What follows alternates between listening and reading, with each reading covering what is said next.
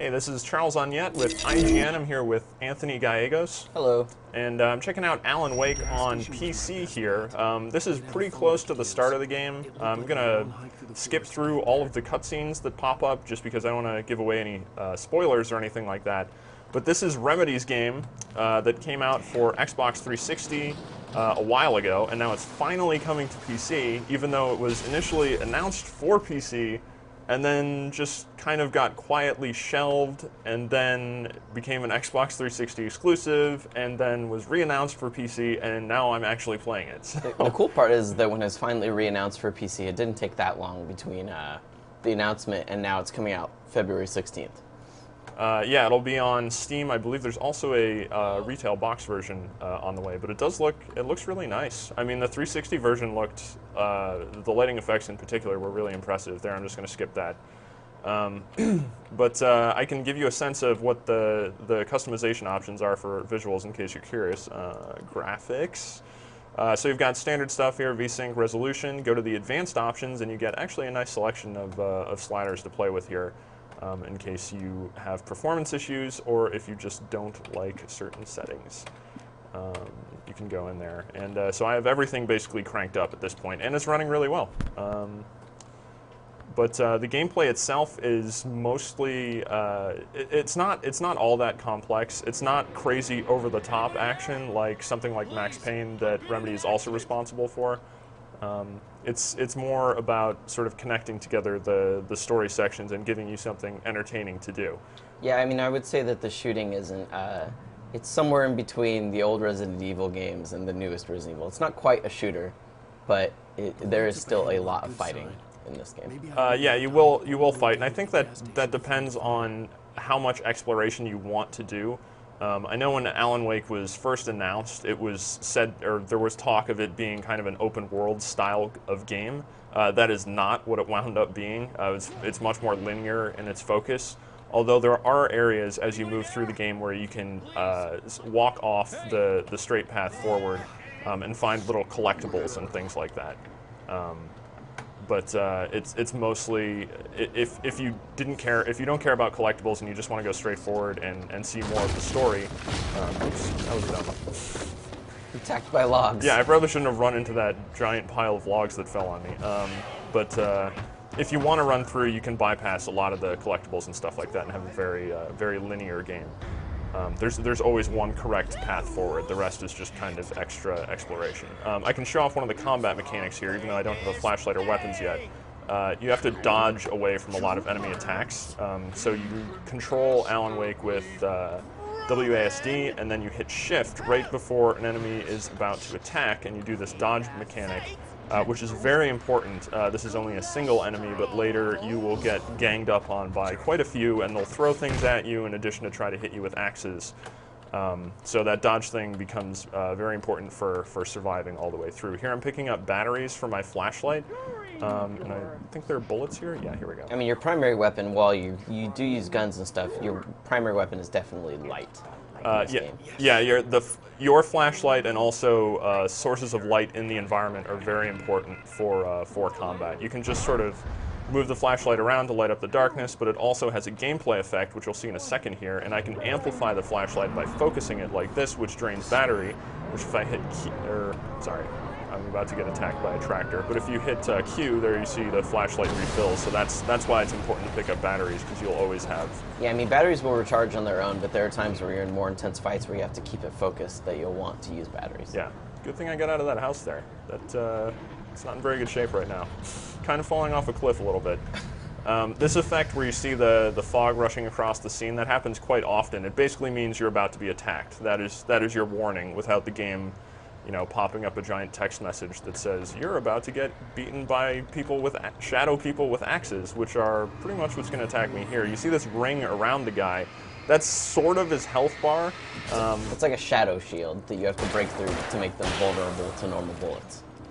Yeah, and I like how it's actually incorporated in, like they didn't put a giant health bar on it. It's built into the game world, so it makes sense. It will deplete if you just shine the light regularly, but will go a lot faster if you amplify the light, and that becomes much more important as you fight more specialized enemy types that aren't just slow-moving guys like that with axes. Alternatively, they also use environmental places where you can use the environment as a weapon against the guys that you're fighting. That's true, and I could have done that right here. So this light will turn on for a limited time, and that has a much more powerful effect than my flashlight.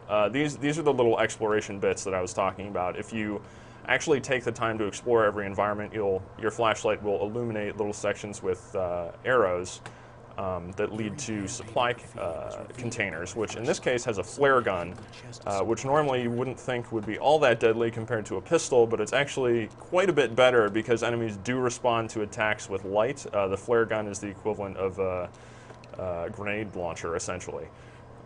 Even though it may not seem that way. You can see the PC interface set up here, where I can use the number keys to switch between weapons. I can also mouse wheel between them. If you don't like using mouse and keyboard, which if you still haven't played this game on 360 or you're playing it on PC, I don't see why that would be the case. But you can use a Xbox 360. There we go. He's throwing an axe. I probably should have dodged that.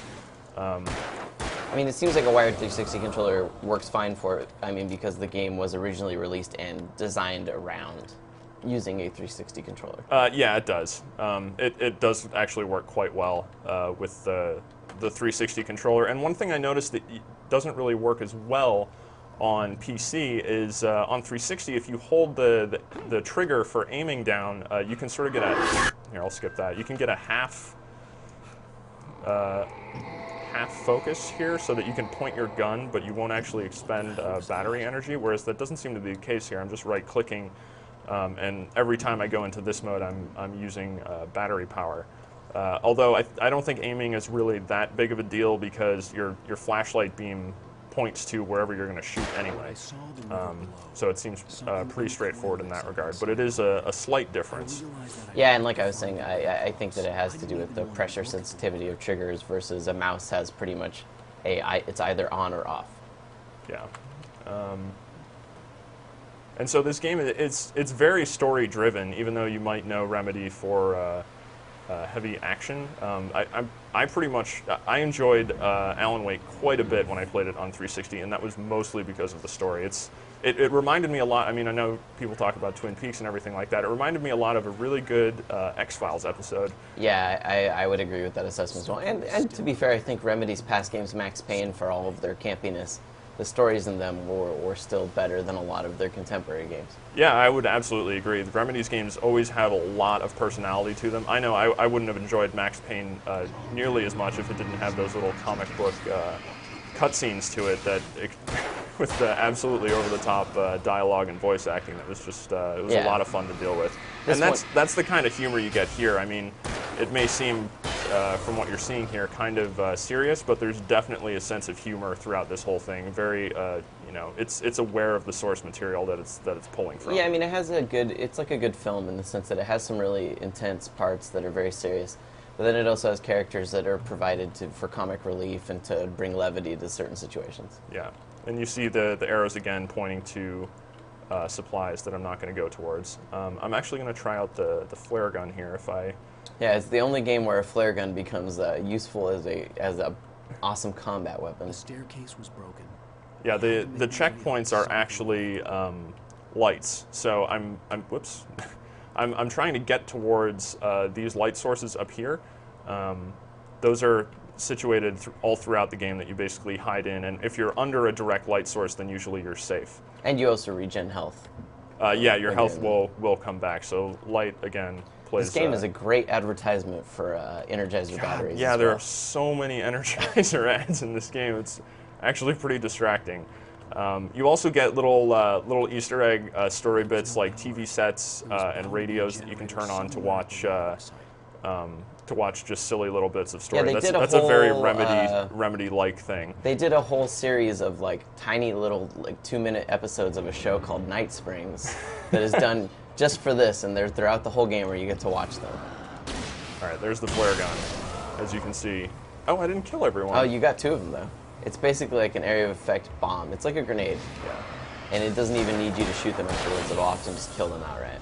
But throughout the game, you'll get that. You'll get regular flares that you can just light and drop behind you, kind of to cover your tracks. Obviously, you get more projectile weapons like shotguns. So I've got the generator on. It's running now. Had to do a little mini game there. That's pretty simple. And I'm running back through this log yard. I do have my shotgun now, so I have a little bit more stopping power. Shotguns, at least against really weak enemies, are pretty much one-hit kills once you tear down their shadow shield. Oh, here we go. I have to move some logs. Puzzle solving here. Hold the arrow in one direction. Hold D key. All right, I win. Whoop. Did I go too far? No, I think you're. I don't think I messed that up. As an example of collectibles, I don't know if I can get under this thing. Yeah. Coffee thermos, of course, Pacific Northwest writer. Alan Wake is a writer, by the way. He's working on a novel, and that winds up creating some issues for him as you play through the game. But again, I don't want to say too much about that because I feel like story is pretty integral to this experience. For a writer, though, he's a pretty big thug. He's rolling around with a shotgun. Oh my God. Fail. He's terrible at platforming. Writers are notoriously terrible at platforming. I think that's pretty well known. Although they are very good at wearing hoodie blazers, which he rocks throughout the entirety of his adventure here. That's how you know that he's not your typical action hero. Though, like I said, he holds that shotgun with one hand like a champ. Yeah, he knows exactly what he's doing with that shotgun. He's got the finger on the trigger. He is ready. Oh my God! Get!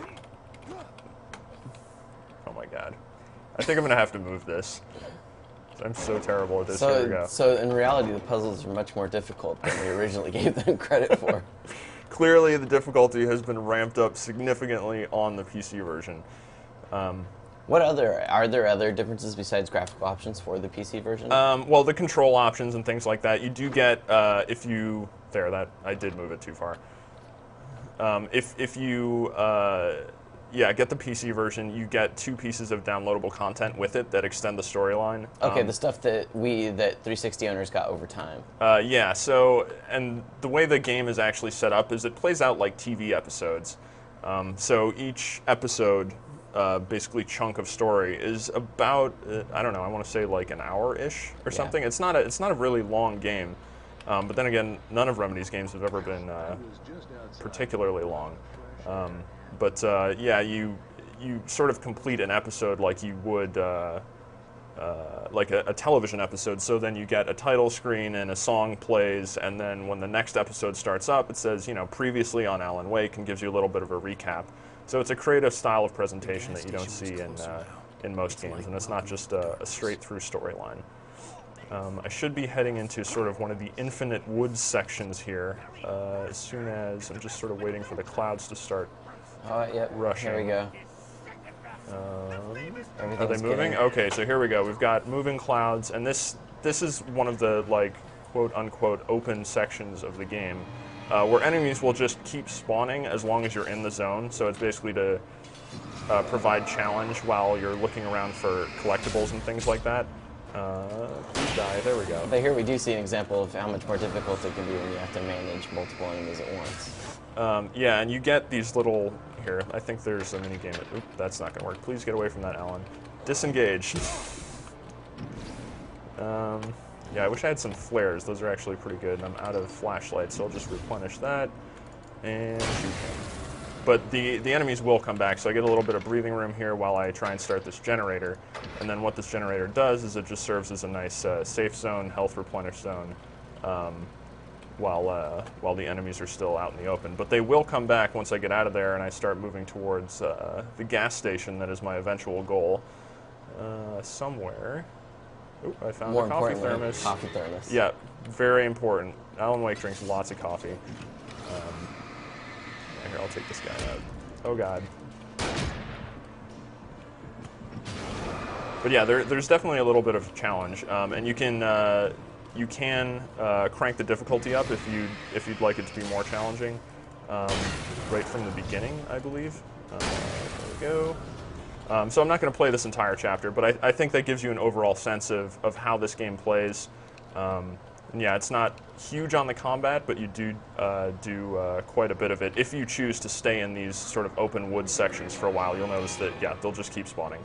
And the enemy types do evolve over time, so you get different sorts of challenges throughout the rest of the game. But yeah, Alan Wake is out soon on Steam on PC, so if you want to check it out and get more info on it, you can just head over to IGN.com.